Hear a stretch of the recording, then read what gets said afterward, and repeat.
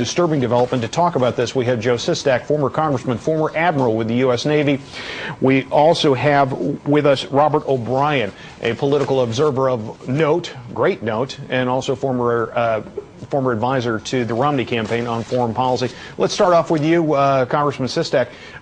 If we have weapons coming in from Iran through Iraqi airspace into Syria, that just sounds like the situation has gone from bad to worse out there. What's your assessment? Well, I think this was part of the problem of this fairly skimpy agreement, this truce that was done, and that Morsi, the president of Egypt, kind of led. Now all of a sudden he's focused on domestic problems, and they had all said, we're going to deal with the issue of how we ensure that arms no longer flow into Gaza. We have a ship bringing, allegedly, from Iran some weapons up the Red Sea. So I think this is going to be a test of, are we really going to deal with this issue, or did we just kick the ball down the road?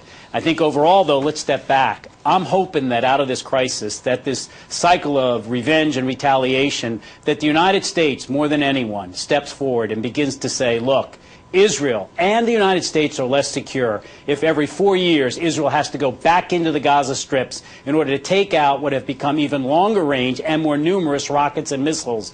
Is there a way to move us towards the potential of a two-state solution? That has to be where we focus ourselves upon. I'm not going to say it's going to be easy, but this isn't going to end until we get to that goal. Robert O'Brien, it seems like moving arms in the Middle East is the biggest and most growing business out there these days. I mean, if you don't stop the military armaments moving around, either through Egypt into Gaza or from Iran into Syria, I mean, there's not a possibility of peace, is there?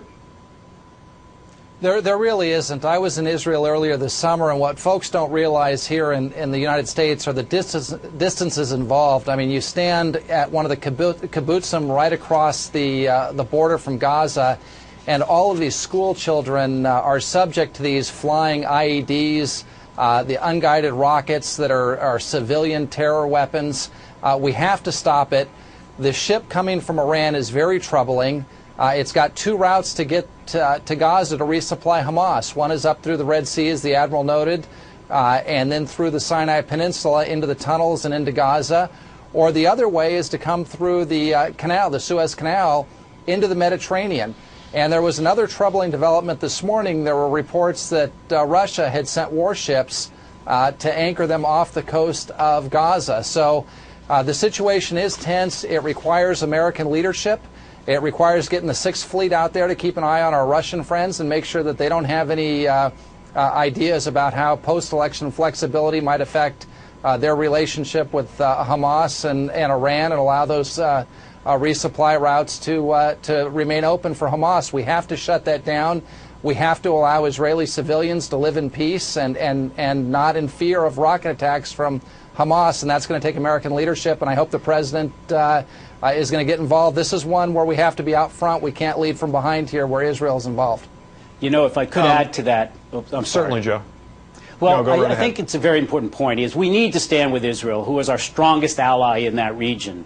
But I, after 31 years in the military, kind of came away with an understanding that militaries may stop a problem, at least temporarily, but it never fixes a problem, much like Israel had to go back into the Gaza Strip where it had to go back in 4 years ago. This time, as compared to 4 years ago when they launched 700 rockets in 3 weeks, this time they did almost that number in 7 days. And this time, the rockets were even longer. They actually hit Tel Aviv, where 40% of the population of Israel is, at its cultural and its historical center is. My mind is this cycle, and I really am on the side of, has to be, as was alluded to, as he was saying, we have to lead in this one, but we have to lead with an eye towards trying to resolve this conflict. I'm not saying, again, it's going to be Israel, easy, but we did it in Northern Ireland, and so we have to be about bringing these parties together, or it's just going to continue this cycle, making it worse for Israel each time. In regards to the information we're getting now that Iran is using Iraqi airspace, there are going to be an awful lot of folks around the country who are going to say, well, wait a second. I thought Iraq was our friend. We committed blood and treasure to overthrow a bad dictator in that country.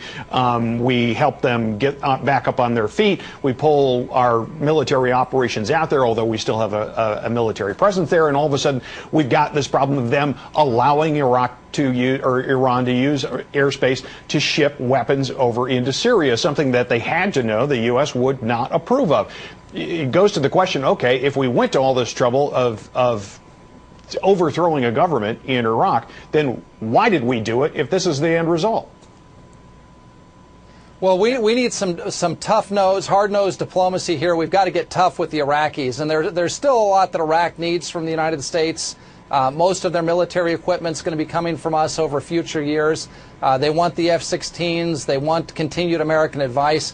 One of the problems with us leaving Iraq without having a status of forces agreement is that it allowed this sort of vacuum to exist. But we need to get in and explain to the Iraqis that it's just not tolerable to allow Iranian weapons to be shipped to Assad in Syria so that he can in turn kill thousands and thousands of his own people. I mean, we have a burgeoning genocide taking place in Syria. Every day there are hundreds of people being slaughtered. There are thousands and thousands of people seeking refuge in Turkey and in Lebanon.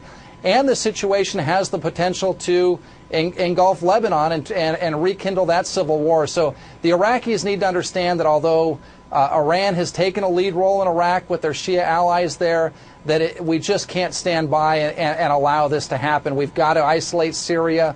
We've got to get rid of the Assad regime. And again, the election's over. It's now time for American leadership. We've got an opportunity to isolate Iran from their strongest ally in the Middle East, Syria, and get a democratic government in place in Syria. We need to move, very strongly to do so on the diplomatic front and in concert with our allies. And Iraq has to understand that there will be consequences if they continue to allow the bloodbath in Syria to take place at the hands of the Iranian masters who are overseeing it. It does seem, though, that I'm sorry, Joe, but let me tee one up for you that I think you're going to want to opine on. Diplomacy works best, it seems, when there is some sort of military leverage. We are heading into a territory, uncharted waters in regards to what the future military is going to look like. And there are a lot of voices, Robert, you're one of them, who don't want to see the U.S. Navy compromised at this particular point in time. And let's recap quickly over the course of the last just couple of years what's been happening in the Middle East. You got the situation in Libya, the revolution that happened there, and the attack on our consulate in Benghazi. You've got a deteriorating situation in the Sudan. You've got pirating going on actively on the east coast of Africa. You've got the situation in Syria with open fighting in the streets, a government seemingly fighting against its own people. You've got Iraq, which we invested a lot of blood and treasure in. You've got Pakistan, which we've had military operations, including the killing of bin Laden, and an active war we're winding down in Afghanistan. In this context, we are supposed to cut the military. It doesn't seem like we're going to be able to pull that trick out and still be as influential in that region at the same time, can we? Well, there's nobody who wants a stronger U.S. Navy or U.S. military than I do. We have to send our women and women overseas to defend our interests with the tools that they need.